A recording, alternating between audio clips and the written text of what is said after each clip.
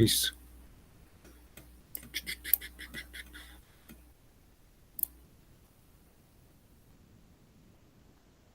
Listo, por favor me confirman si ahí están viendo pantalla, chicos.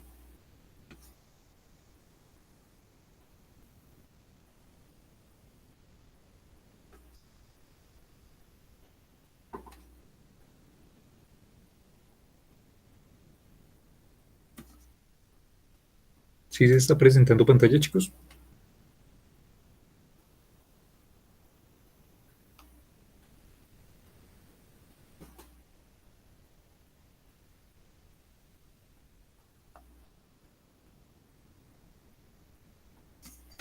Listo, gracias. Muy bien. Bueno, listo, entonces vamos a arrancar. Voy a dar rápidamente un recorderis de lo que vimos la sesión anterior. Y entonces vamos avanzando, ¿listo? Entonces, muy bien. La sesión anterior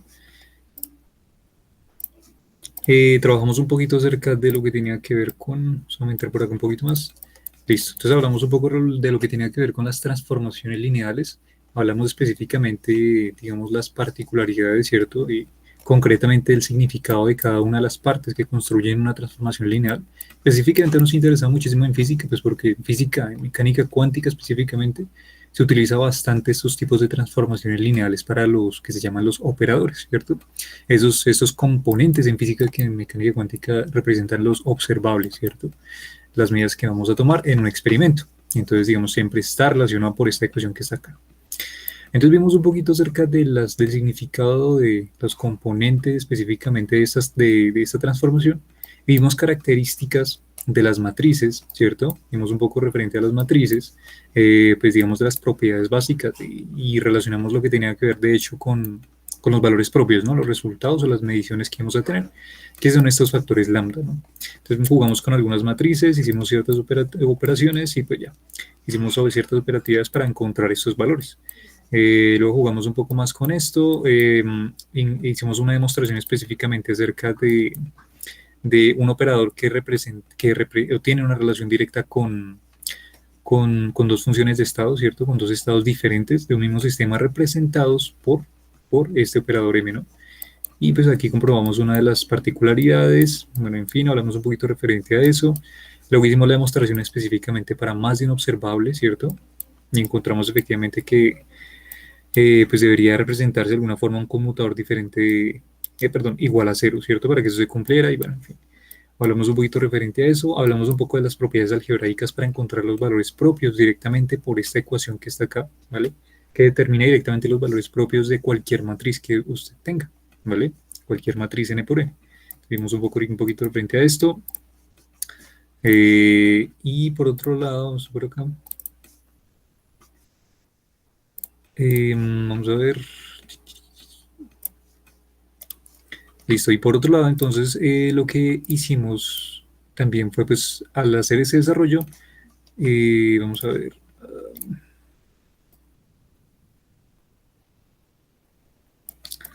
Lo que hicimos fue, pues, trabajar precisamente esta ecuación que acabé de hablar y encontramos los valores propios directamente, ¿sí o no? Asociados a una matriz cualquiera, ¿vale? Hablamos un poquito acerca de los operadores, digamos, trabajados que se hacen, por ejemplo, en óptica, los relacionados de mecánica cuántica, que son los operadores de polarización, y los operadores o matrices de Pauli, que de hecho están totalmente relacionadas con estos de aquí arriba, con los de polarización, ¿no? Y hicimos un ejemplo respecto a la comparación de estos mismos. Luego, posteriormente, hablamos de operación entre operadores, ¿cierto? Y mostramos que nuestro conmutador del operador posición contra el operador momentum era igual a I punto H barra, ¿no? Que era el número complejo multiplicado por la constante de Planck barrada. Entonces llegamos acá, hicimos esta demostración y entonces hablamos un poquito referente a qué representaba esto de alguna forma, ¿cierto? Donde de manera más formal encontramos pues, que la expresión realmente era por un delta de Kronecker, que era por este de aquí, y encontramos que cuando los subíndices eran iguales, esto era igual a 1, y cuando eran diferentes era igual a 0, ¿no? Relacionando esto generalmente. Y pues ya finalmente lo que hicimos fue aplicar directamente las matrices de Pauli, ¿cierto? Logramos pues demostrar que los conmutadores de ciertos, de ciertas operaciones en diferentes sistemas de coordenadas, pues están relacionados con un tercer sistema de coordenadas, precisamente relacionado pues por esta operación que está acá. por esos últimos resultados a los que llegamos, ¿no? Y hablamos un poquito de repente de esta regla en los conmutadores. De hecho, algo que se trabaja muchísimo en teoría de grupos, específicamente en grupos de Lie, se trabaja bastante, digamos, la operatividad de los conmutadores y el orden de estos subíndices, ¿no? Entonces, digamos que es muy importante tener en cuenta esos truquillos por ahí. ¿Listo? Entonces, vale, ese sería el pequeño resumen. Hoy empezaríamos a hablar de lo que serían los valores de expectación, algo muy, muy importante trabajado desde el punto de vista estadístico, inclusive en la misma física estadística, ¿vale? Adentrándonos en ese mundo, pero pues aquí lo vamos a contextualizar específicamente en mecánica cuántica, ¿no? Ya que es nuestro tema a tratar. Entonces, valores de expectación, ¿vale? Vamos a ver a qué se referencia esto. Ok, vale.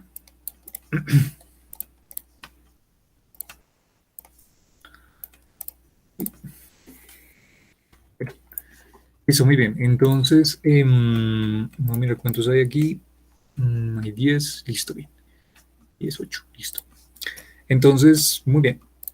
Para comenzar, bueno, tenemos que tener a colación pues, varias de las ecuaciones que ya hemos trabajado, ¿vale? Ya tenemos que tener en mente un bosquejo de lo que hemos venido trabajando, ¿no?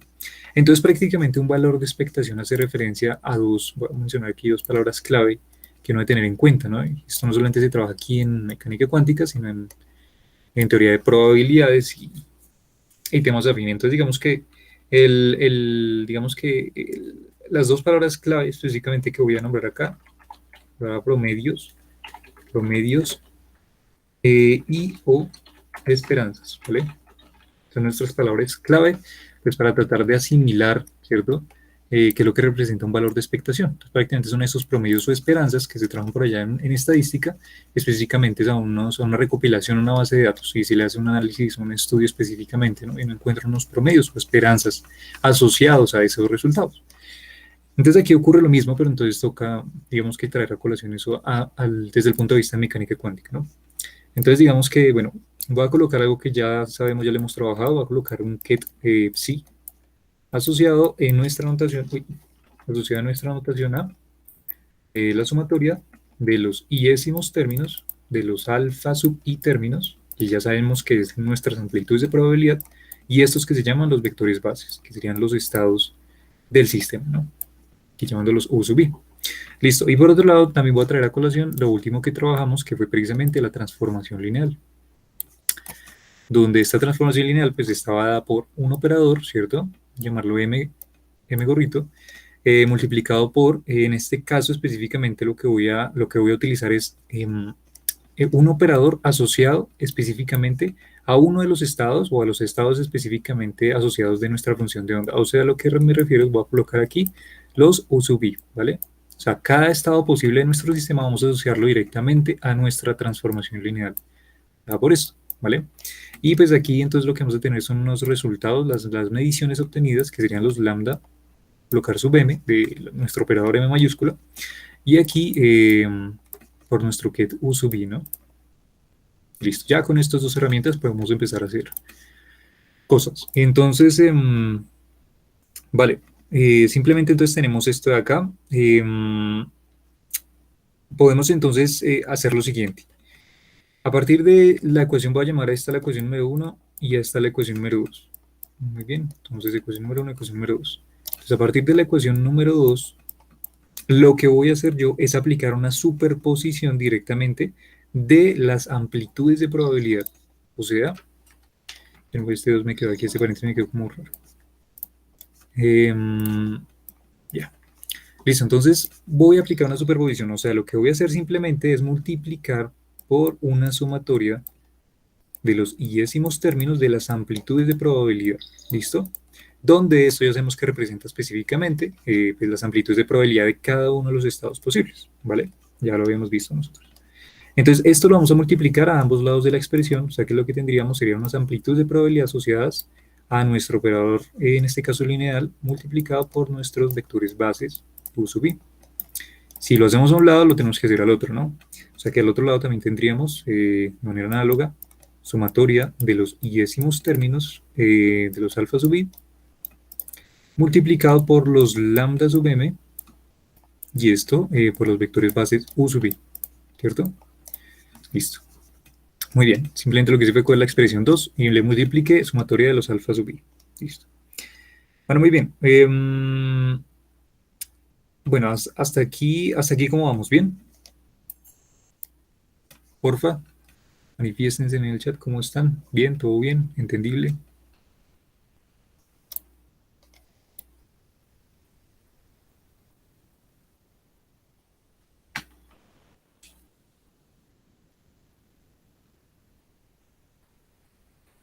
Listo.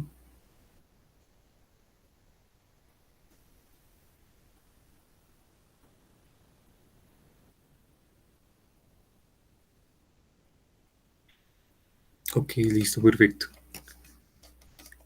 Listo, bien. Vale. Muy bien, entonces, ahora podemos hacer lo siguiente. Ahora podemos hacer lo siguiente. Presten atención a lo que voy a hacer acá. Este término que está aquí, la sumatoria de los alfa sub i, junto con este término que está aquí, estos dos me forman específicamente lo que nosotros llamamos nuestro ket psi, que es nuestra función de estado, ¿cierto? Aquí yo lo puedo simplemente reemplazar estos dos valores por nuestro ket psi. O sea, lo que puedo decir es que esto, al fin y al cabo, esta parte de aquí de la ecuación es simplemente m gorrito, ¿cierto? Nuestro valor lineal multiplicado por nuestro ket psi, ¿cierto? O sea, aquí tenemos esta ecuacióncita que está acá. Bien. Bueno, muy bien. Ya con esto entonces lo que podemos hacer el siguiente paso a tener en cuenta aquí es, pues precisamente lo que nos va a traer a colación el tema, es el aplicar directamente un bra de nuestro que psi, o sea, el dual de psi, ¿cierto? Entonces ya sabemos que si aplicamos entonces un bra, va a llamar hasta la ecuación 3, a nuestra ecuación 3, ¿vale?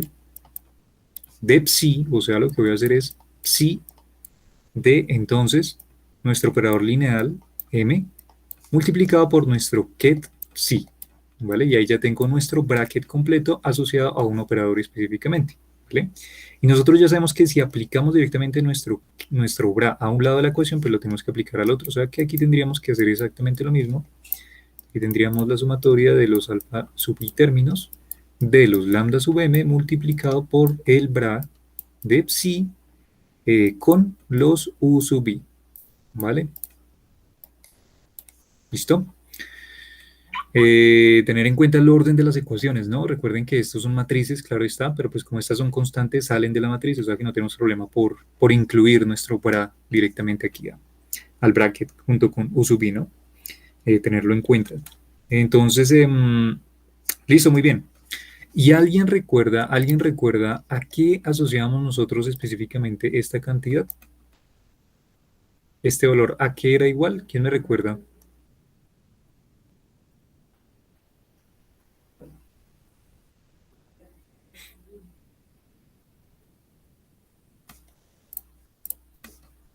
¿Quién recuerda? ¿Quién recuerda?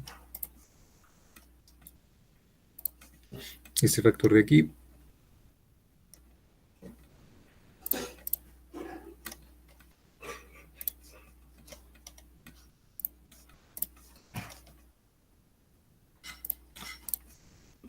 ¿Mm?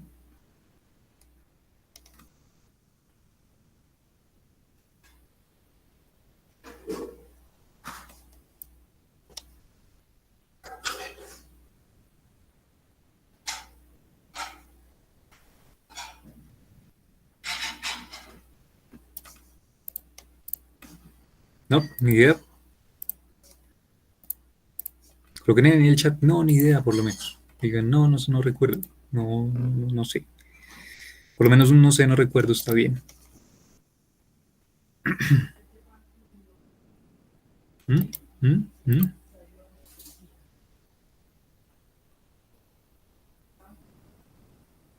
Ok, listo. Listo, vale, bien. Entonces, recuerden, voy a hacer aquí entonces una nota rápida. Aquí nota. Entonces, recuerden que cuando nosotros teníamos nuestro principio de superposición general, que teníamos asociado entonces nuestro ket psi, ¿cierto? Ay, qué horrible. Nuestro ket psi igual entonces a la sumatoria de los décimos términos de los alfa sub i términos, ¿cierto? O sub i, lo mismo que está arriba. ¿cierto? Si recuerdan, lo que nosotros hacíamos era cuando convertíamos esto a un bra, ¿cierto? Súper rápidamente, lo que hacíamos era cambiar entonces estas amplitudes de probabilidad y convertirlas específicamente en conjugadas, ¿no? En conjugadas. Entonces aquí, digamos, si aquí tenemos un alfa sub i, lo que hacíamos era conjugar este alfa sub i, ¿cierto? Y pues prácticamente nuestro ket de los estados base, pues lo podíamos cambiar sin ningún problema, ¿no?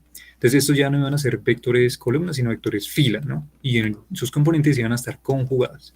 Eso es lo que prácticamente me representaba. Y aquí simplemente ya ustedes pueden hacer el ejercicio si han prestado la atención a todas las clases, pues de aquí ya podemos jugar con los vectores, ¿no? Y aquí ya lo que podríamos hacer sería multiplicar, hacer un bracket con los u sub i, ¿cierto? Y si lo hacemos, pues si lo hacemos a un lado de la ecuación, pues lo tenemos que hacer al otro, ¿no? Entonces aquí tenemos que eso sería los alfa sub i conjugados, y esto multiplicado por el bracket de los u sub i, ¿no? Pero pues como ya habíamos hablado nosotros la ocasión anterior, hace como unas 5 sesiones anterior, y habíamos dicho que esto cumplía el principio de ortogonalidad, o sea que estos vectores bases deberían ser ortogonales, ¿cierto? Y su producto ortogonal debería ser igual a 1, si no, si los subíndices eran diferentes, este producto nos iba a dar igual a 0, ¿cierto? Que es la ortogonalidad, o sea que este factor de aquí es 1 para todos los estados posibles del sistema, y si se dan cuenta, nuestro resultado prácticamente final es específicamente este que tenemos acá, o sea que simplemente podemos decir que hacer el bracket de psi con los vectores bases de u sub i es simplemente los alfa sub i conjugados. Eso es todo. ¿Listo? Entonces voy a colocar aquí ya, bajar aquí la nota. Listo. O sea que si estos son los alfa sub i conjugados, lo que podemos decir es que de la ecuación anterior de esta de acá, esto pues no es más ni menos que simplemente la sumatoria de los yésimos términos de los alfa sub i sin conjugar, porque aquí están, véanlos acá, y este de aquí son los alfa sub i conjugados, o sea que voy a colocar aquí, alfa sub i conjugado, ¿cierto? Conjugado. Y aquí los lambda sub m, ¿vale? Entonces, si se están dando cuenta, lo que nos está dando de alguna forma aquí al lado derecho de la ecuación no es un vector, claro está, ¿cierto? No es un vector en forma ni fila ni columna, sino lo que tenemos es una magnitud. ¿Mm? O sea que al haber hecho este ejercicio de un bracket específicamente asociado a un operador con nuestros vectores psi de ambos lados, pues vamos a tener prácticamente un valor numérico, ¿cierto? Pero si ustedes recuerdan, este factor de aquí nosotros también le habíamos puesto o bautizado un nombre específicamente, ¿no? Este factor de aquí. Los alfa sub i con los alfa sub i conjugados. Y esto prácticamente nosotros lo habíamos llamado voy a colocar acá en notación, los P factor de los u sub i. Y este P factor de los u sub i es la probabilidad de cada uno de los sistemas, ¿no? O sea que el alfa sub i por alfa sub i conjugado son las probabilidades prácticamente de cada uno de los estados del sistema. ¿No? Prácticamente las probabilidades. Bueno, muy bien. Entonces, esto prácticamente me representa. O sea que podemos decir, reestructurando nuevamente la ecuación, tenemos que entonces el bracket asociado a nuestro operador lineal m, pues no es nada más simplemente que la sumatoria de los yésimos términos de la probabilidad de cada uno de los estados u sub i, ¿vale? Multiplicado por nuestros resultados de la medición lambda sub m, ¿vale? Y esto prácticamente, esto de aquí, se llama, digamos, específicamente, digamos, no se llama valor de expectación, ¿vale? Lo que se llama en física de estadística, pues también los promedios o esperanzas, ¿vale? Ustedes pueden encontrarlo en textos de la siguiente forma. Digamos que a veces usualmente lo que hacen es contraer en los textos este término de aquí y este término de aquí, y lo que hacen simplemente es simplificarlo y decir, su valor promedio lo puedo escribir simplemente como el bracket, simplemente sin asociar las funciones de onda porque ya es como obvio e intuitivo, asociado simplemente a nuestro operador lineal m y a, ¿vale? Que es una forma de notación de contraer este término de acá. O sea que llegamos a esta ecuación que está acá, ¿vale? Sería entonces nuestro valor promedio. Voy a colocar aquí nuestro promedio.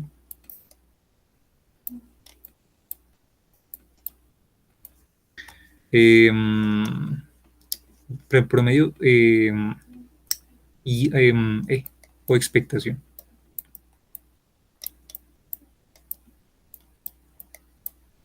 ¿Listo? Promedio o expectación. Realmente diría como un y o expectación. Bueno, promedio y o expectación, ¿vale? Esto que está acá. Listo. Vale, hasta ahí, ¿qué tal? ¿Entendido? ¿Entendido?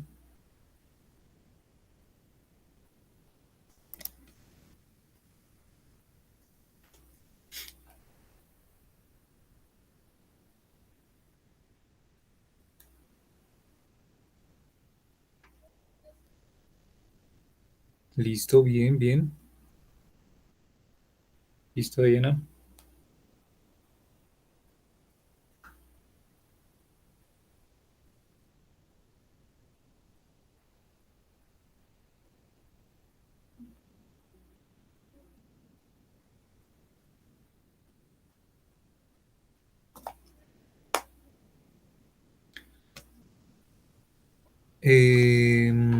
Dice, por favor, ¿puedes repetir qué nos indica el valor de expectación? Ok, el valor de expectación simplemente lo que te indica es un promedio o esperanza prácticamente de una recopilación de datos. Aquí nuestra recopilación de datos hace referencia a los estados posibles de un sistema cuántico. O sea, es un promedio prácticamente asociado a un, acuérdate que eso es un operador, ¿no? O sea, que sería un promedio, por ejemplo, un operador en mecánica cuántica, por ejemplo, yo qué sé, energía cinética. Entonces, digamos que tenemos una partícula y digamos que le asociamos diferentes probabilidades de estado, digamos que tenga, por ejemplo, una partícula, un electrón, que esté, por ejemplo, tenemos unas amplitudes de probabilidad asociadas, por ejemplo, que el electrón tenga una velocidad, yo qué sé, 50 kilómetros por hora, otra que tenga 60, otra 70, otra 80, ¿cierto? Todas las que sean las enésimas estados posibles del electrón y de sus posibles velocidades, entonces van a estar asociadas por esta relación de las probabilidades de encontrarlo en esa velocidad. ¿Vale? Si estamos, digamos, estamos relacionando, por ejemplo, un operador lineal de energía cinética, ¿no? Y estos resultados de la medición, pues sabemos que son precisamente los resultados que vamos a medir del experimento, ¿no? Entonces, prácticamente esto me está representando un promedio o expectación con base a un operador lineal. ¿Listo, Jesús?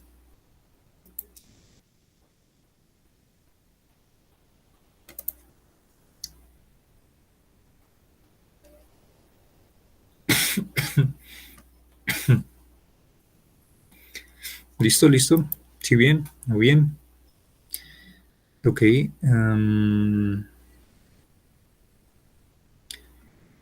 Puedo aplicar contaminación de spin en metales de transición con multiplicidad variada. Bueno, específicamente no sé lo de la parte de multiplicidad variada, pero sí, claro que sí. O sea, todo lo que tiene que ver, de hecho, con el spin, específicamente como que el spin prácticamente lo podemos relacionar como operador. Entonces podemos encontrar específicamente las transiciones en los metales y específicamente sí, eso sí se puede hacer el trabajo con los spins. Ellos sí nos alcanza el tiempo de pronto ya finalizando ya la sesión, o sea, no hoy, sino de todas las sesiones. Ya para finalizar el curso podemos de pronto aplicar algo de spines, ¿no? Si quieren, ahí miramos y nos queda tiempo. ¿Listo? Bueno, entonces, bueno, ahora vamos a hacer lo siguiente. Ahora pilas lo que vamos a hacer. Pilas con lo que vamos a hacer. Vamos a coger este término que está acá. Vamos a coger este término que está acá. Y pues, acá. Acá. Vamos a coger este término que está acá y presten atención a lo que vamos a hacer. Vamos a derivar este bracket, ¿vale? No se asusten, sí se puede derivar brackets, sí se puede hacer este tipo de operaciones a pesar de que sean obviamente vectores fila, vectores columna, porque así como son vectores fila o vectores columna, son matrices que de igual forma podemos ir operando, ¿no?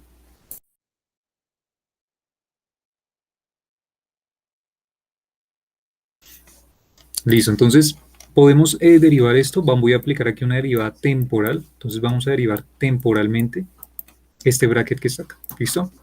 Si derivamos este bracket es como si fuera un paréntesis, ¿vale? Estamos multiplicando ahí ciertos valores, ¿vale?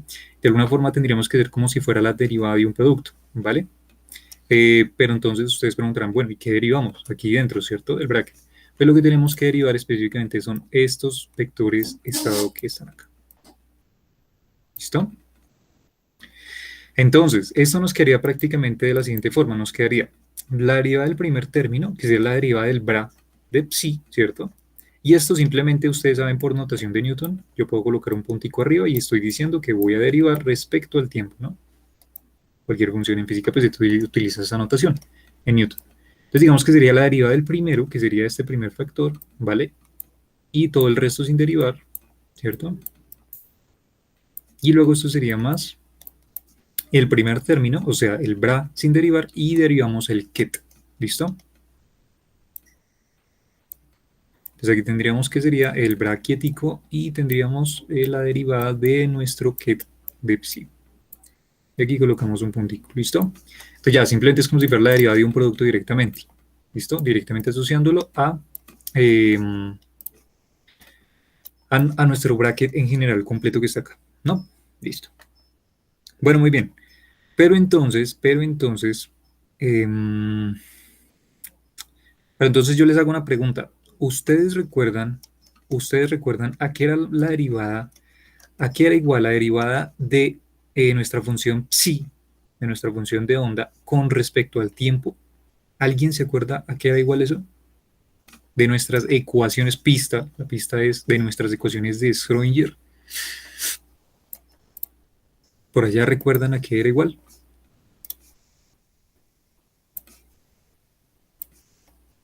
O sea, lo que me refiero es a qué era igual la derivada de psi con respecto al tiempo. ¿A qué era igual esto?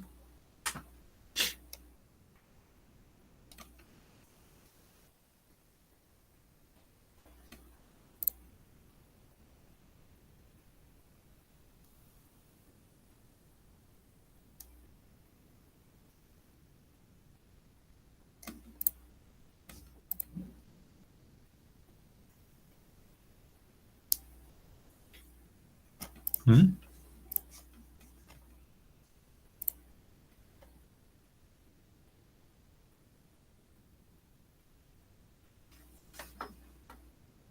¿Qué dicen? ¿Idea?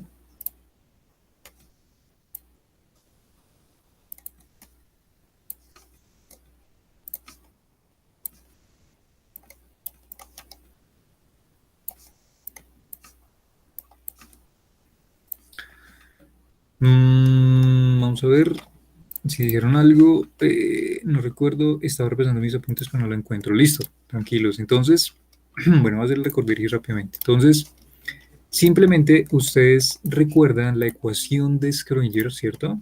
Todos lo recordamos de la forma como yo se las coloqué, súper simplificada, con notación de transformación, bueno, notación no, con la transformación lineal directamente, ¿cierto? Y nosotros habíamos dicho prácticamente que el operador hamiltoniano, ese es el operador hamiltoniano, pilas, por favor, ahí con eso, multiplicado por nuestra función psi, era igual a, y, bueno, igual a, era igual a la energía, ¿cierto? Voy a colocarlo de las dos formas, la energía multiplicada por nuestra función psi, ¿cierto? Eso es lo que hemos dicho. Pero a su vez nosotros habíamos también demostrado que esto también iba a estar relacionado con lo siguiente que voy a colocar acá. Derivada de psi con respecto al tiempo. ¿Vale? O sea, toda esta prácticamente, digamos que es la forma condensada de escribir la ecuación de Schrödinger, ¿cierto? Aquí estamos directamente vinculando la, em, el hamiltoniano, ¿no? Que incluye pues la energía cinética y la potencial. Y aquí se desprende pues la ecuación de Schrödinger en general, ¿no?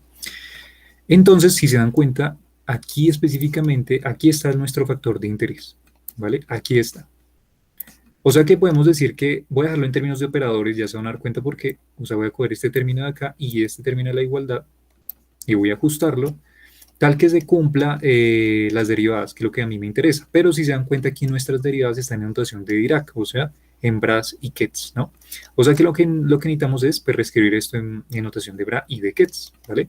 Reescribiendo esto en notación de Bra y de Ketz, pues nos quedaría simplemente, sabemos que esta sería la transformación lineal directamente para un ket de la función de estado psi, ¿no? Y esto pues va a ser exactamente igual a i h barra, entonces, por la derivada de nuestro ket de psi con respecto al tiempo. Simplemente si se dan cuenta lo que hice fue introducir ya nuestra notación de Dirac, específicamente con este ket, ¿vale? Vale, o sea que si yo despejo de aquí, si yo, lo que me interesa aquí es despejar esto de acá, o sea que si yo lo despejo, tengo que pasar estos dos términos al otro lado, ¿cierto? Si los paso al otro lado, pues lo que nos quedaría sería algo de la forma, entonces nos quedarían, bueno, vamos a colocarlo de la siguiente manera, vamos a colocarlo 1 sobre h barra por i, ¿cierto? Por nuestro hamiltoniano, bueno, y todo el resto.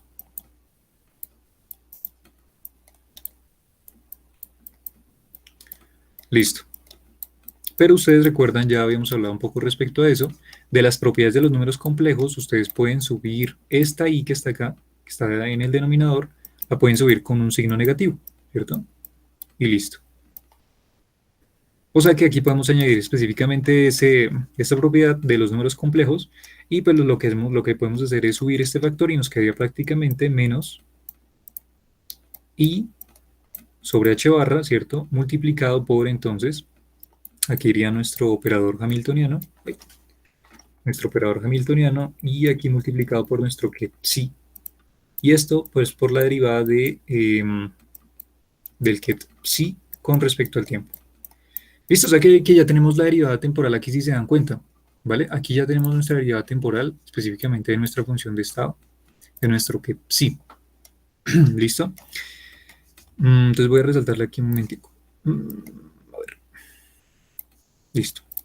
Entonces aquí ya tenemos, digamos, la ecuación y como apunte particular, si yo quiero convertir prácticamente este operador ket, ¿cierto? Hacia un bra, nos toca hacer lo que ya sabemos que nos toca hacer. Nos toca cambiar todo lo que sea complejo eh, a conjugado, ¿no?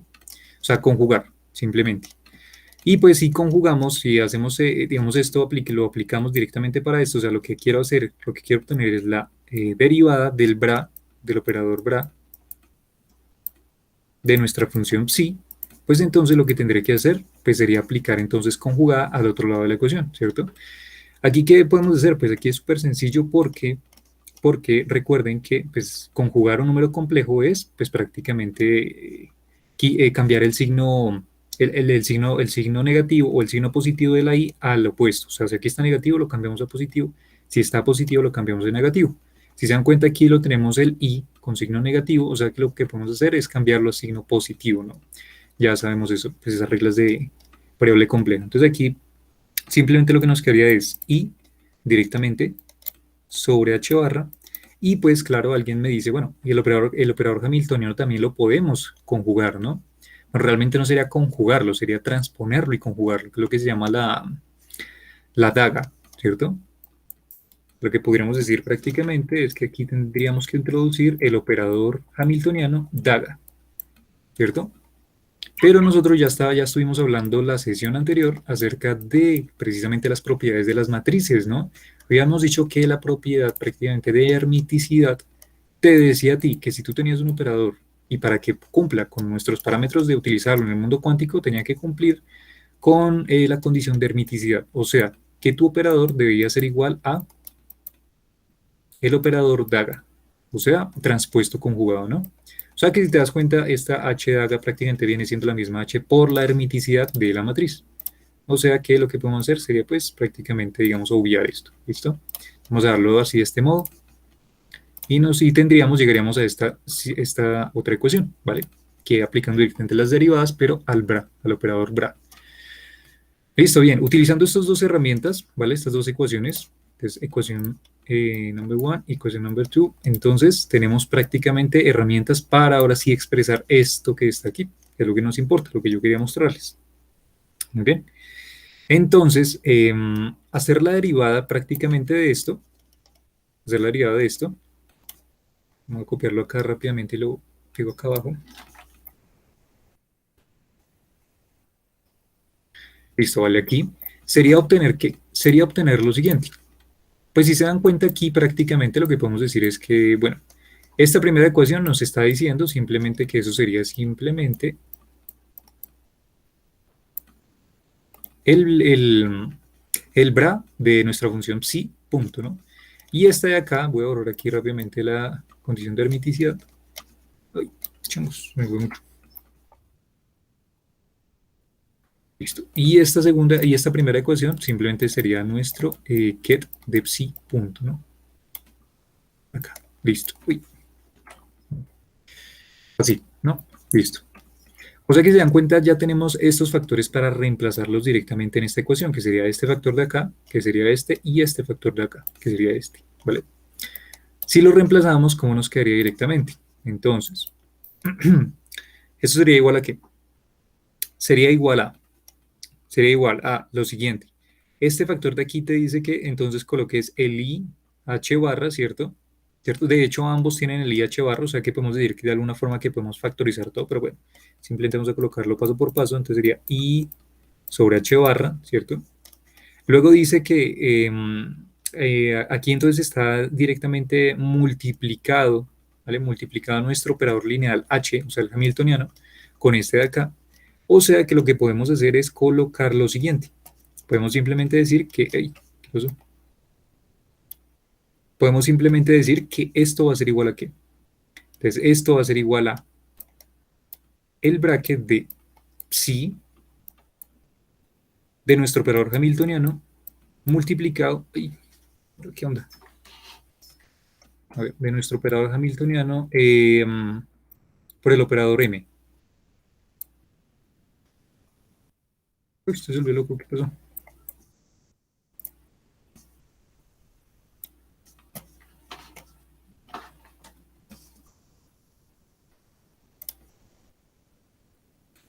Listo. Bueno, entonces aquí tenemos entonces el operador h, el hamiltoniano, multiplicado por nuestro operador m, que es la matriz esa que yo escogí así aleatoriamente, ¿cierto? Y esto, pues nuestro bracket lo cerramos con sí. Sería nuestra primera parte acá. Listo, luego seguiríamos con el siguiente, pero si se dan cuenta aquí tenemos un get psi punto, que psi punto era menos ih barra, o sea que aquí iría un menos ih barra, ¿cierto? Del bracket entonces de psi frente. Entonces aquí tenemos el operador m primero, ¿cierto? Ay, el operador m primero y luego tenemos el operador hamiltoniano de segundas. O sea, aquí tenemos entonces el operador hamiltoniano multiplicado por el ket de psi. Listo, muy bien. Eso tendríamos ahí. Vale, pero entonces yo puedo decir, bueno, yo puedo factorizar prácticamente los términos y puedo decir entonces que esto simplemente sería igual a i sobre h barra, ¿cierto? Directamente. Y esto entonces por el bracket de lo siguiente, pilas acá, de nuestro bracket de bra psi. Y esto entonces un factor, voy a colocar acá, entonces el operador hamiltoniano multiplicado por el operador m y esto menos, pues parece muy igual, ¿no? Y aquí menos el operador m multiplicado por el operador h. Y esto lo cerramos en el get de psi. ¿Listo? Vale, pero nosotros ya estuvimos viendo este término que está acá tiene un nombre. Y este término que está acá específicamente se refiere, ¿cierto? En principio uno si son números, pues diría, bueno, si digamos el h fuera un 2 y la m fuera un 1, 2 por 1, 2, menos 1 por 2, 2, o sea que esto haría 0, ¿cierto? Pero sabemos que en mecánica cuántica y específicamente en el álgebra de matrices, eso no pasa, no existe conmutatividad, ¿cierto? Realmente esto no sería igual a 0 de alguna forma, directamente, sino bajo ciertas condiciones. Entonces aquí hablamos introducimos lo que se llama el conmutador, ¿no? Entonces los famosos conmutadores que ya hemos venido trabajando, y específicamente este conmutador se viene a llamar, pues entonces, el conmutador H gorrito, ¿cierto? El conmutador del operador hamiltoniano frente al operador M mayúscula, ¿cierto? O sea, todo ese término simplemente se puede reducir en esto. ¿Listo? Ok, o sea que aquí, listo. O sea que lo que podemos decir prácticamente es, ¿vale? Y hubo pilas aquí con lo que voy a hacer. Lo que voy a hacer es trabajar la notación que les dije aquí arriba, para no escribir tanto realmente. Obviar el bra y el ket al final del psi y simplemente escribir el valor promedio. Porque se dan cuenta aquí hay un valor promedio entre comillas, ¿no? Entonces aquí lo que voy a hacer es obviar esto y esto. Y voy a decir entonces que específicamente para esta ecuación que está acá, también la voy a reducir rápidamente. simplemente ya hacemos por la notación que les dije arriba, podemos decir que esto simplemente va a ser igual a simplemente el bracket de el operador o el valor de expectación de m, ¿cierto? Vale, o sea que la derivada del valor de expectación de m simplemente va a ser igual a, entonces voy a colocarlo acá, coloquémoslo acá entonces, i sobre h barra, i sobre h barra, esta h quedó como rara, i sobre h barra, y esto multiplicado por el valor de expectación del conmutador. Entonces aquí conmutador h gorrito y m gorrito. ¿Listo? Y cierro el bracket. ¿Vale? Es importante, podemos obviar por notación estos ket y estos bra de los sí, pero simplemente hay que colocarlos, ¿no? Para que no quede tan aleatoriamente. Listo. Vale, o sea que llegamos a esta ecuación que está acá.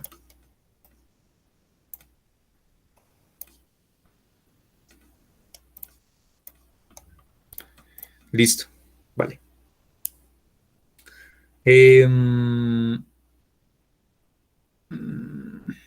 Ok. Y ahora les voy a hacer una pregunta. Por favor, quiero que me la contesten. Piénsenla 2 minutos. ¿Ustedes recuerdan cuando nosotros comenzamos a ver este curso? Específicamente yo les mencioné el tema, específicamente los corchetes de Poisson. ¿Se acuerdan del tema de los corchetes de Poisson? ¿Se acuerdan de la forma como nosotros escribíamos los corchetes de Poisson? ¿Alguien recuerda? ¿Quién me dice?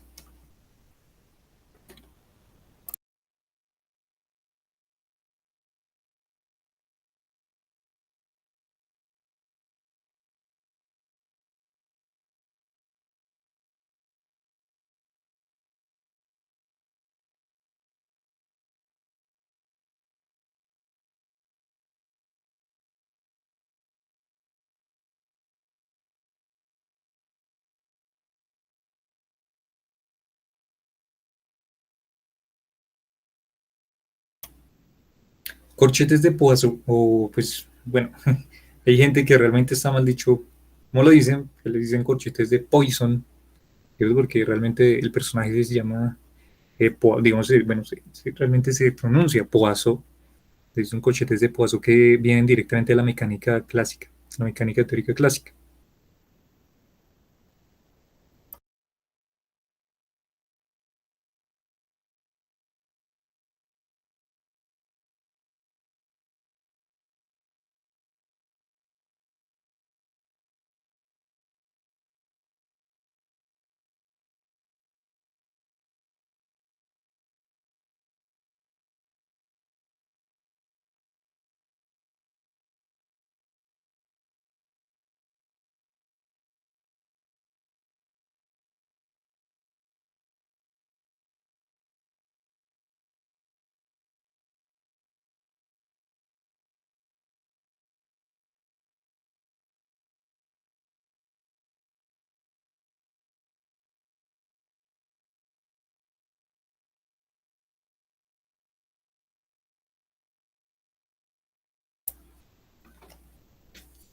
Bueno, entonces, prácticamente la comparación, voy a colocar aquí,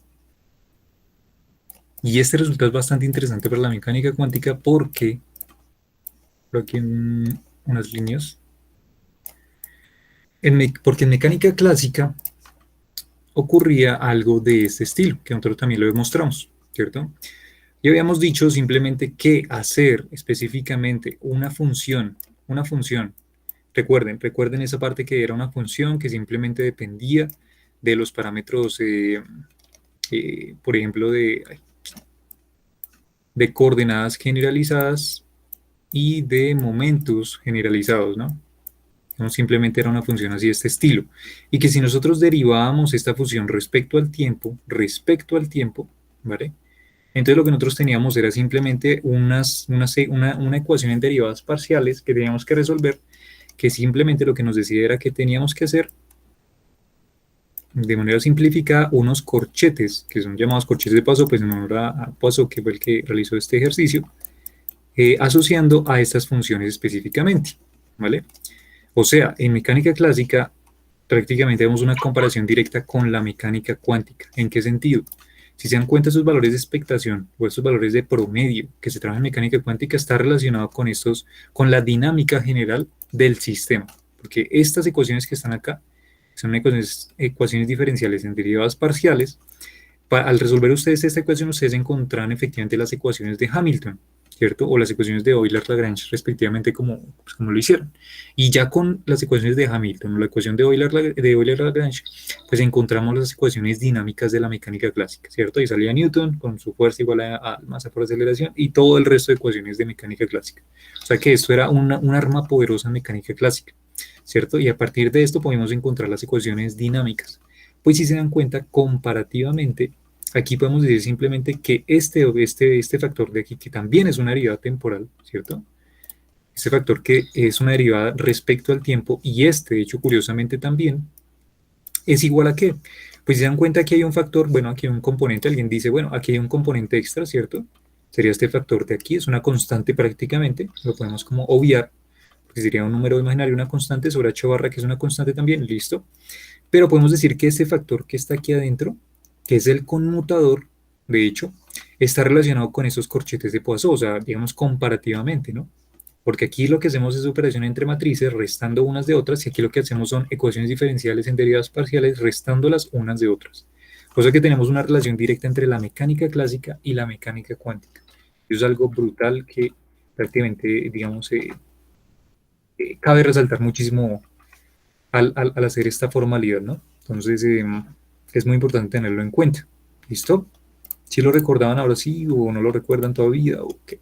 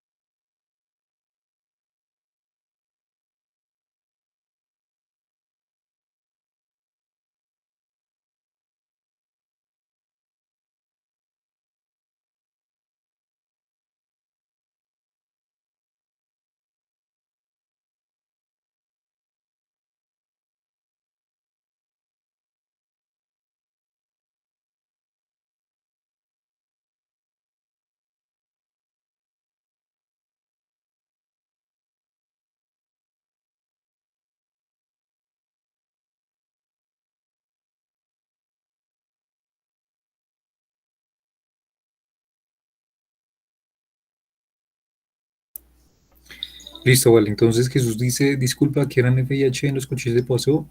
Te lo mencionaba un ejemplo, me parece. Sí, sí, se lo había mencionado hace ratico. Bueno, específicamente esta f que aparece aquí, esta f simplemente es una función que depende de estos dos parámetros, ¿vale? Simplemente es eso. Entonces digamos que es una función que depende tanto de las coordenadas generalizadas, digamos coordenadas generalizadas, recordando que simplemente hace referencia a las coordenadas que podemos trabajar en un sistema dinámico, ¿sí? Por ejemplo, estamos mostrando cartesianas, pues sería x, y, z. Si fueran coordenadas esféricas, sería r, θ, phi, ¿cierto? Si fueran cilíndricas, por ejemplo, pues sería r, θ, z, y si fueran polares, pues r, θ, no, ya. Digamos que esos son las coordenadas generalizadas y los momentos generalizados, pues haciendo referencia a los momentos de cada una de las coordenadas. Entonces, digamos, si fuera coordenadas cartesianas, px, py, pz, ¿sí? P sub x, p sub y, p sub z, bueno, en fin, eso prácticamente es. Entonces, es una función que depende de estos dos parámetros, ¿listo? En física. Y esta h hace referencia al hamiltoniano.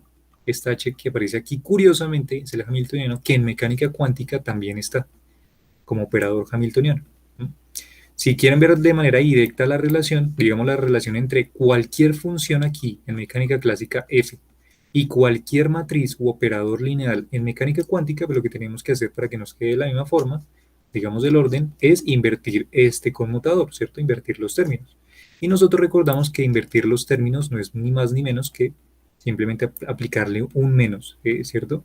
Entonces aquí voy a colocar aquí valor promedio, voy a colocarle puntico, ya por no escribir más, diciendo que es una variedad temporal, y esto va a ser igual a menos i sobre h barra, y esto del bracket del conmutador de, aquí coloqué el menos, entonces puedo invertir los términos, ¿cierto? Son propiedades de los conmutadores que ya vimos. Entonces eso sería m gorrito, ¿cierto? Por h gorrito, y listo, ¿vale?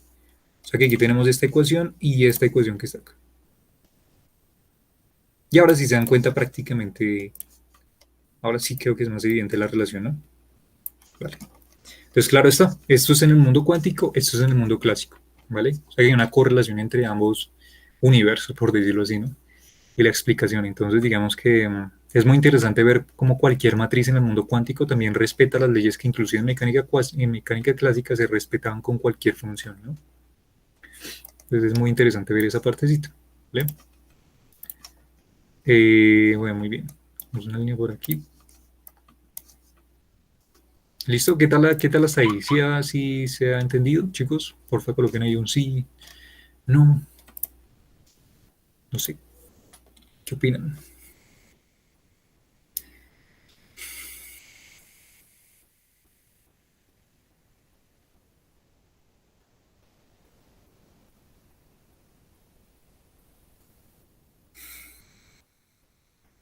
Listo, Diana.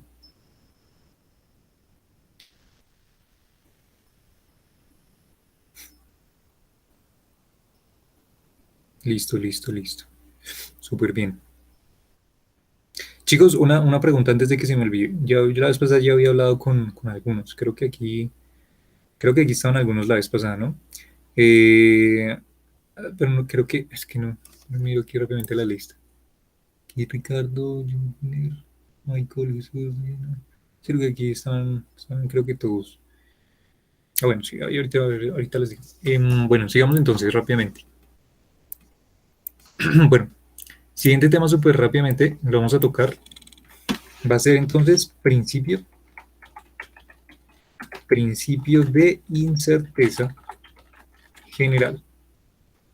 ¿Vale? Entonces supongo que todos han escuchado el famoso principio de incertidumbre de Heisenberg, ¿no? Uno de los pilares prácticamente fundamentales en mecánica cuántica. Entonces aquí digamos hay una forma de generalizarlo, ¿cierto? No solamente que sea el famoso, digamos, posición y velocidad asociado al momento, sino uno general, ¿sí? Entonces digamos que hay un principio de incerteza general, yo lo llamo incerteza general, y varios textos lo llaman así, ya que digamos hay un debate entre si debería llamarse incertidumbre o incerteza, ¿qué? Incertidumbre, sí, o indeterminación, perdón. Incertidumbre o indeterminación, ¿vale? ¿Saben el por qué? Podrían, pues no sé, les pregunto ahí si quieren coloquen en el chat, quieren abrir el micrófono y hablar. ¿Saben por qué ese debate? ¿Cuál es la diferencia entre incertidumbre e indeterminación?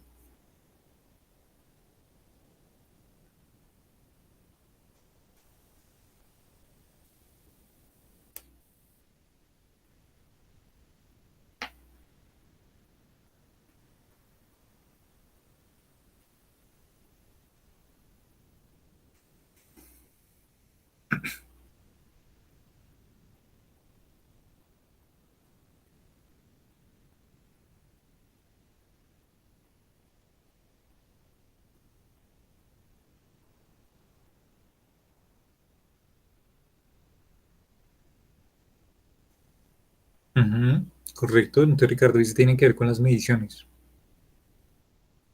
Listo, Ricardo, si puedes abrir el micrófono y porfa explicarnos para ti entonces qué sería relacionar la incertidumbre de las mediciones con la indeterminación de las mediciones.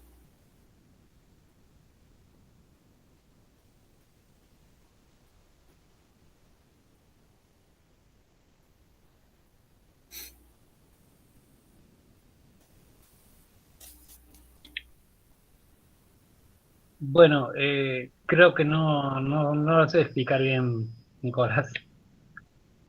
No Ok, sabría interpretarlo bien, pero creo que tenía que ver con eso. listo, listo. Vale, vale, no importa, Ricardo, gracias.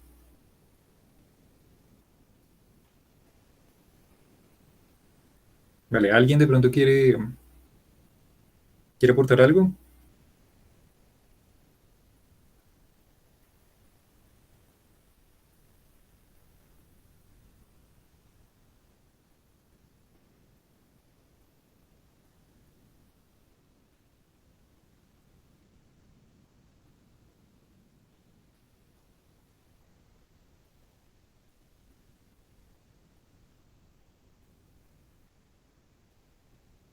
Vale, entonces, dice Michael, dice, yo entiendo que incertidumbre es algo que aún no se conoce, es incierto, dice, ¿vale? Y e indeterminación algo que no se puede conocer.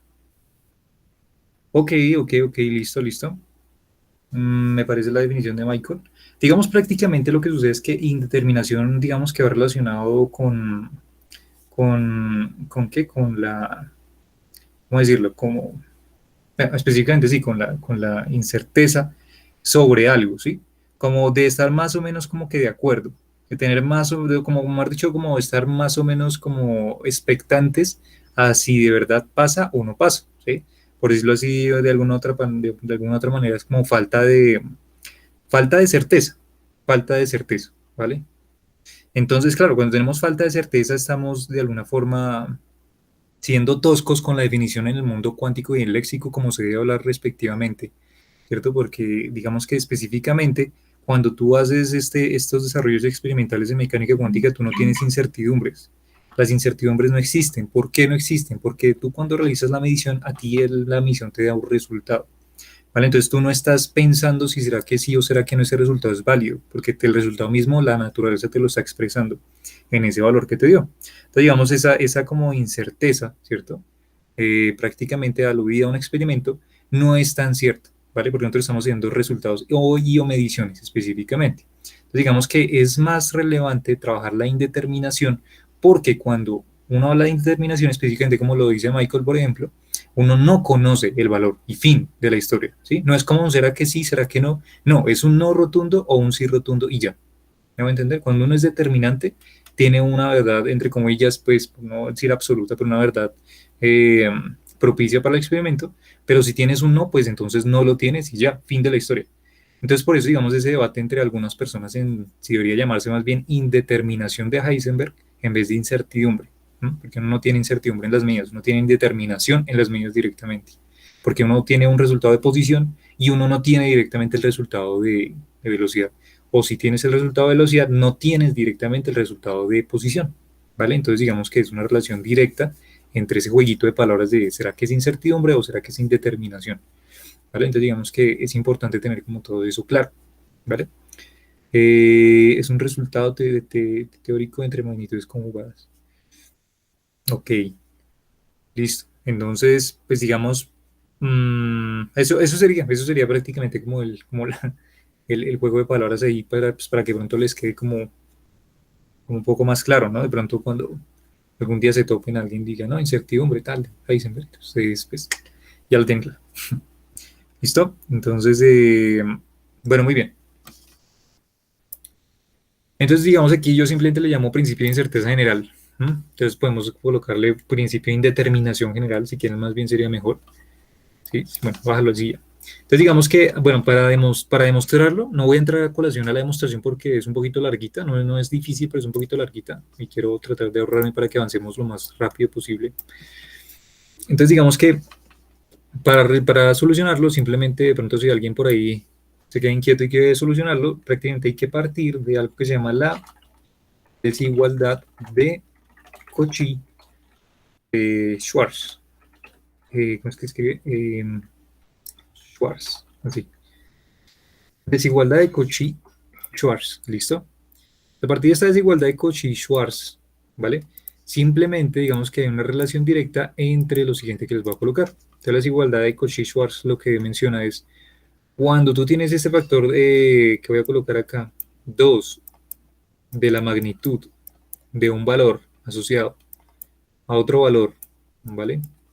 Esta multiplicación de estos dos factores va a ser mayor o igual que el valor absoluto de la norma de hacer prácticamente, por decirlo así, un valor promedio o un bracket de estas dos mediciones conjuntas más invertir estos dos. O sea, aquí XY, aquí YX. Bueno, les digo, si quieren de pronto más un poquito de información, voy a utilizar esta ecuación y ya con eso pues ya más o menos les hago la comparación, ¿no? Si quieren más información para la demostración, pues lo pueden buscar, eso está por todos lados. Entonces, vale, entonces a partir de esta desigualdad, entonces lo que uno pues propone, utilizando específicamente los operadores, los operadores, porque a nosotros nos interesa realmente son los operadores, entonces podemos traducir esta desigualdad de Cauchy-Schwarz, perdón, para cualquier tipo de funciones o parámetros de la siguiente forma. Vamos a decir que eso simplemente es 2 veces la raíz cuadrada de lo siguiente que voy a colocar acá. Entonces,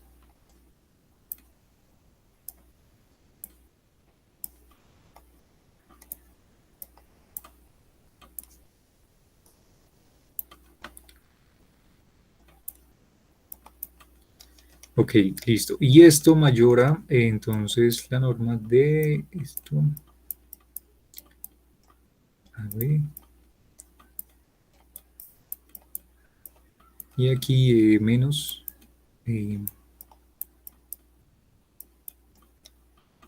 Listo.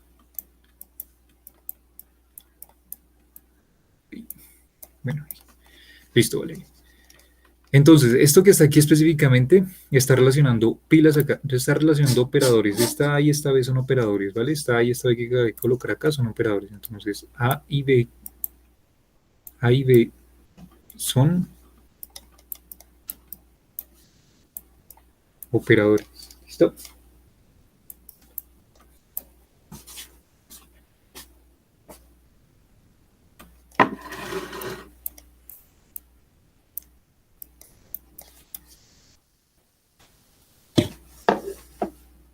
Listo. Entonces, estos son operadores. ¿Listo? Entonces, pues aquí ya podemos, digamos, relacionándonos específicamente con eso, pues podemos decir entonces que bueno, o sea, bueno, que pronto a alguien le queda como la inquietud que por qué pasé de aquí a aquí. Simplemente estoy relacionando, digamos, específicamente esos valores, las magnitudes de estos operadores lineales, estos que están acá, prácticamente es una referencia a esto que está acá, ¿vale?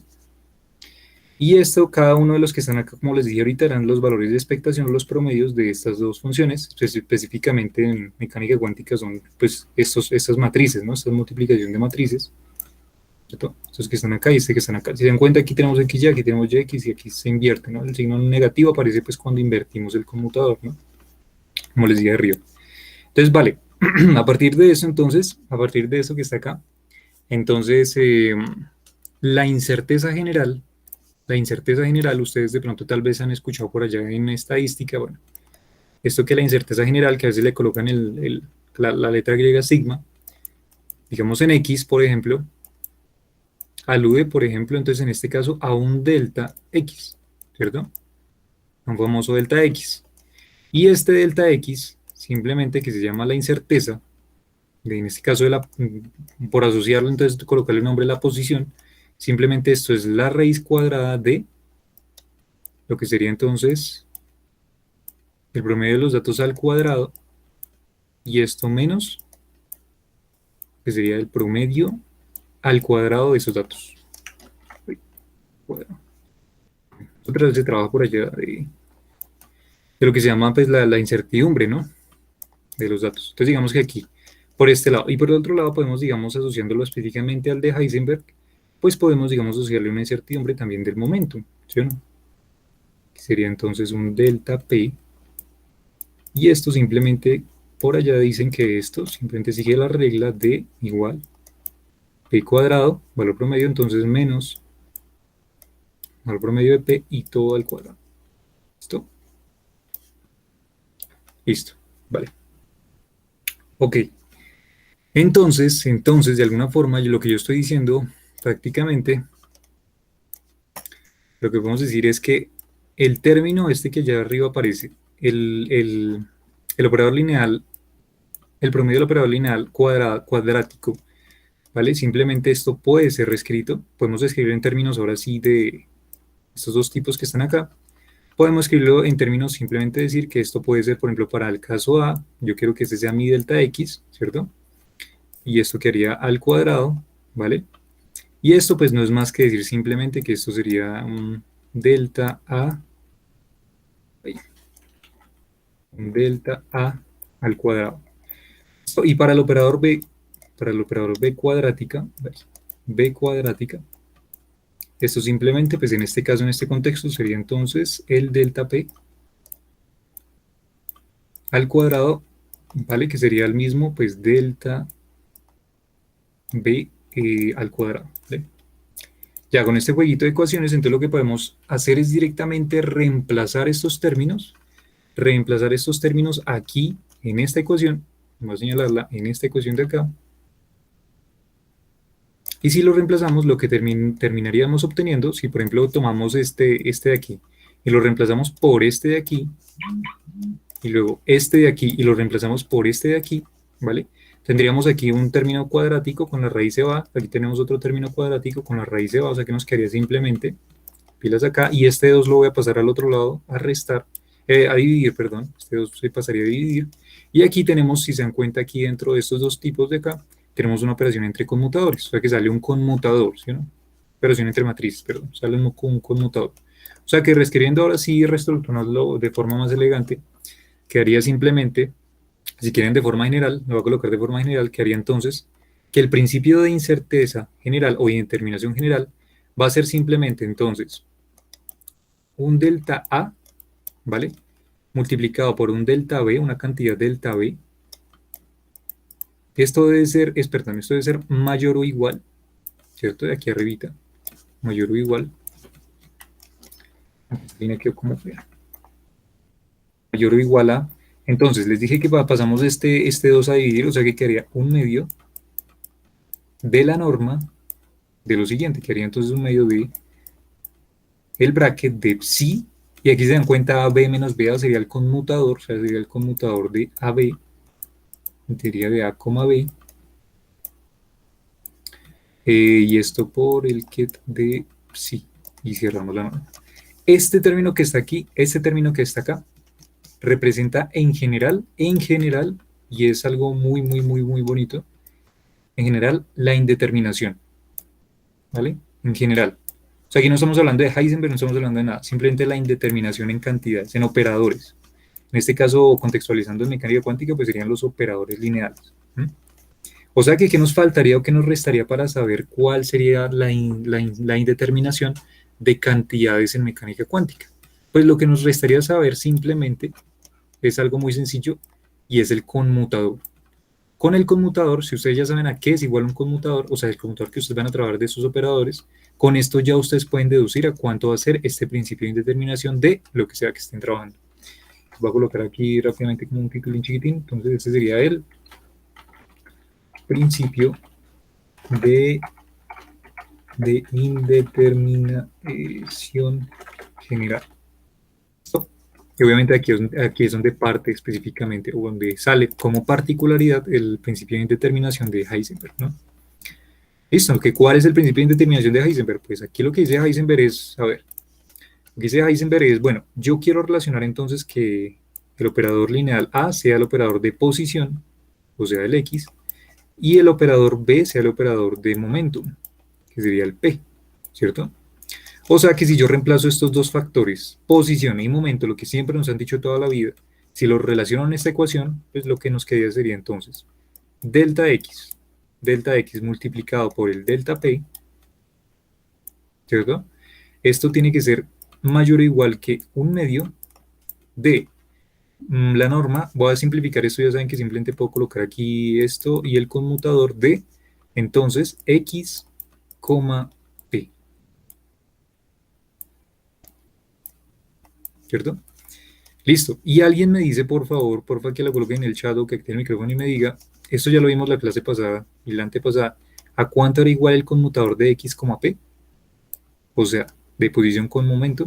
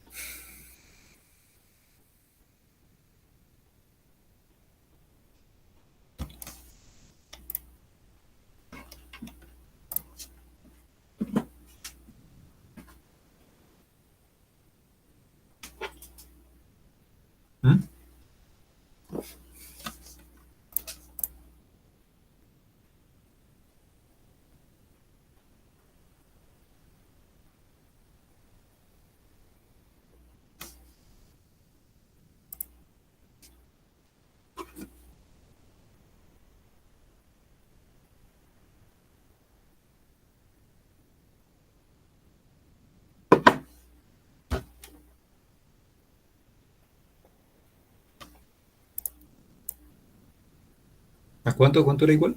¿Quién me dice? 2i por la matriz, bueno, la tengo escrito como la matriz de Pauli, pero en este caso sería 2i de x y p, y hasta Ok, ahí nomás pero tenés. esa sería la matriz de, esas son las matrices, los conmutadores entre matrices de Pauli, ¿no, Ricardo? Pero ¿te acuerdas que nosotros hicimos el ejercicio para la Ah, sí, posición del sí, sí, momento tenés razón. específicamente? ¿Cuánto nos había dado esos? Y h barra. Exactamente. Entonces nos había dado I Sí, H y bar, por ¿no? h barra. Generalmente lo colocamos. Ujú. Y más formalmente hemos dicho que pues podríamos colocar aquí el delta de Kronecker, ¿no? Pues ya para los valores que van a ser siempre 1, entonces pues vamos a tener un, por ejemplo, un x, px, p sub x. Y aquí esto pues nos daba efectivamente el i h bar, ¿no? O sea que en general el conmutador de x, p nos da i h bar, ¿vale? Para los valores que existen, ¿no? Porque cuando el delta de Kronecker es diferente, es igual a cero, perdón, pues no vamos a tener relación directa o correlación directa entre las mediciones. Pero sí, aquí tenemos IH, ¿vale? O sea, como tenemos las medidas, o sea que podemos reemplazar. ¿Y qué podemos decir? Que delta P mayor o igual a un medio de la magnitud o la norma de quién? De I por H bar.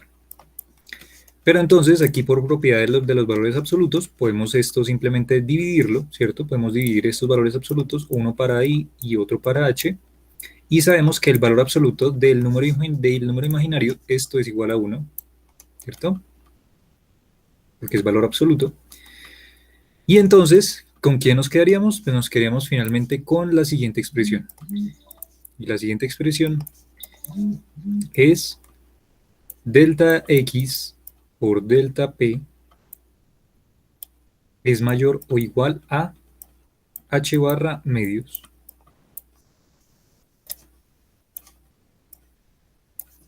¿Vale? Y les presento el principio de indeterminación de Heisenberg.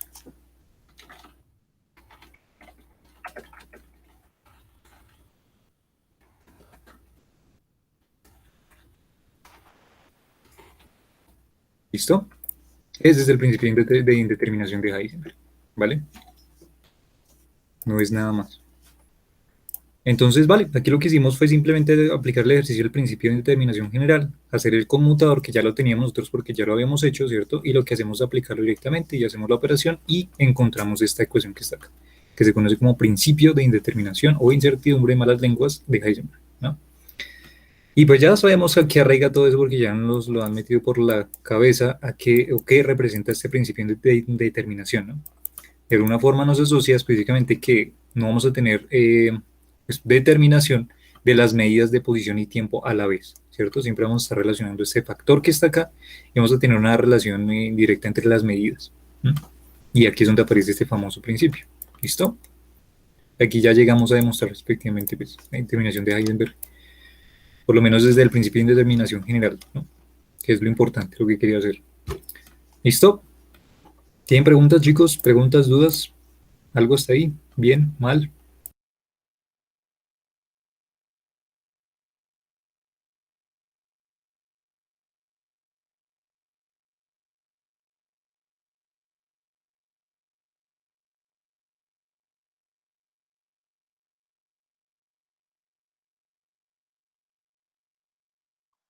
El anteúltimo paso es delta X por delta P, o sea, la posición y el momento, mayor o igual a un medio de la norma Ujú.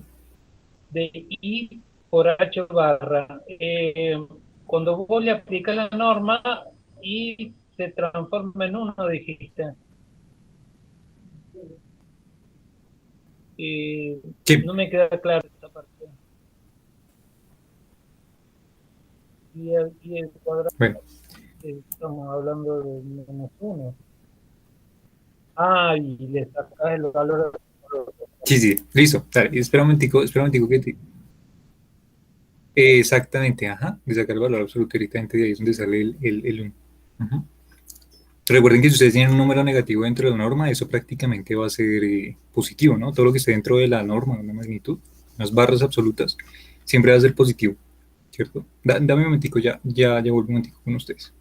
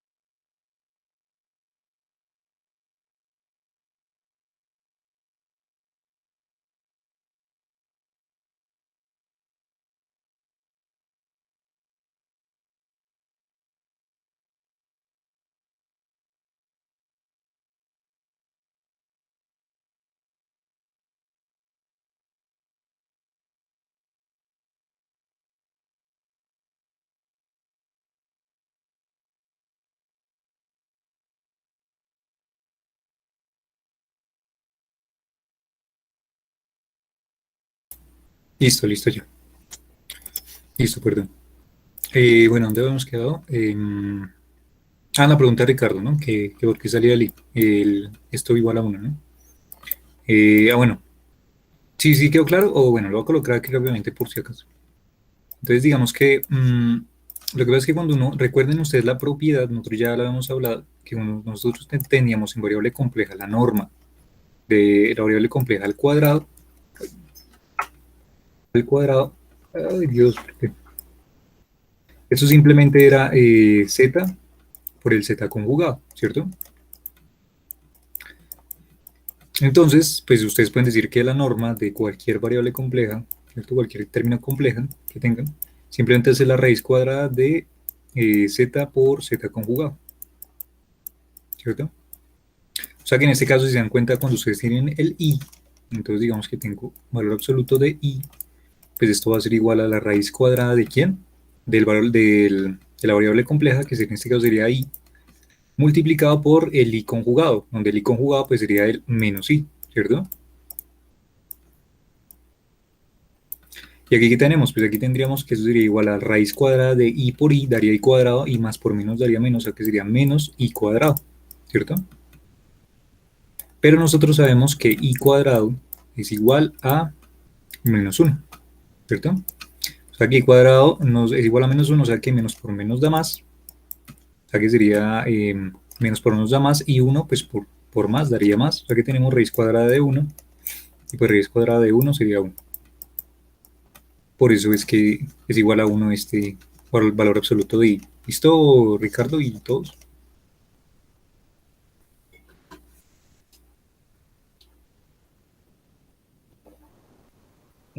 Sí, sí, Nicolás ya me había dado cuenta de eso, sí, gracias. Listo, vale, bien, Ricardo, vale.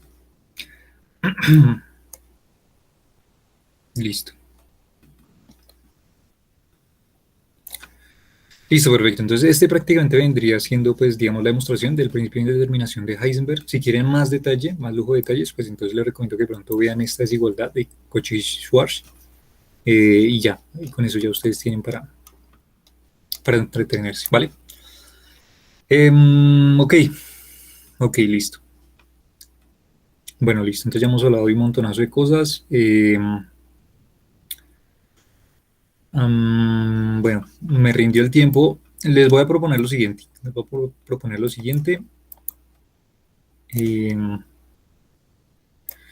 Pues debido a que en ese momento tengo unas cositas que terminar, unos trabajos, unos proyectos que tengo que acabar ahorita, les propongo lo siguiente. Ya prácticamente ya cerramos este capítulo referente bueno, los detalles de la operatividad entre la notación de Dirac. Y ya lo que precisamente propondríamos, el tema siguiente sería modelamiento dinámico de la mecánica cuántica. O sea, con pura notación de Dirac, desde el principio vamos a empezar a modelar todo desde el punto de vista de las cantidades en física que se trabajan, ¿vale? O sea, vamos a utilizar todo esto que hemos aprendido hasta hoy y vamos a modelarlo ahora sí para la mecánica cuántica, ¿vale? O el modelamiento dinámico, como se llama. Entonces, digamos, sería ahí como expresar ahora sí, empezar a traer a colación momentos, ¿sí? Energías, todo eso en las ecuaciones que ya hemos hablado y vamos a generalizarlas para la física. Ya después de finalizado el ciclo, digamos, de la representación de este tema que estoy comentándoles, hablaríamos un poquito acerca de las probabilidades, ya ahí sí es del enfoque netamente cuántico, ¿cierto? Físico cuántico. Y ya entonces hablaríamos de las funciones de probabilidad y bueno, toda esa cuestión. Y entonces ya podríamos entonces ya prácticamente ir cerrando el tema, ir cerrando la sesión, ir cerrando este curso con lo que tiene que ver pues específicamente con los valores de expectación, o sea, el tema que vimos hoy, pero entonces para la parte de ya el modelamiento dinámico y mecánica cuántica. Eso por un lado. Y pues ya digamos, ya sería de pronto como un bonus track, sería de pronto como colocar un ejemplo, por ejemplo, de spines y cómo tratar de resolver o modelarlo con todo lo que hemos aprendido en un problemita sencillo de spines. Y con eso acabaríamos el curso, chicos. Entonces, prácticamente yo creo que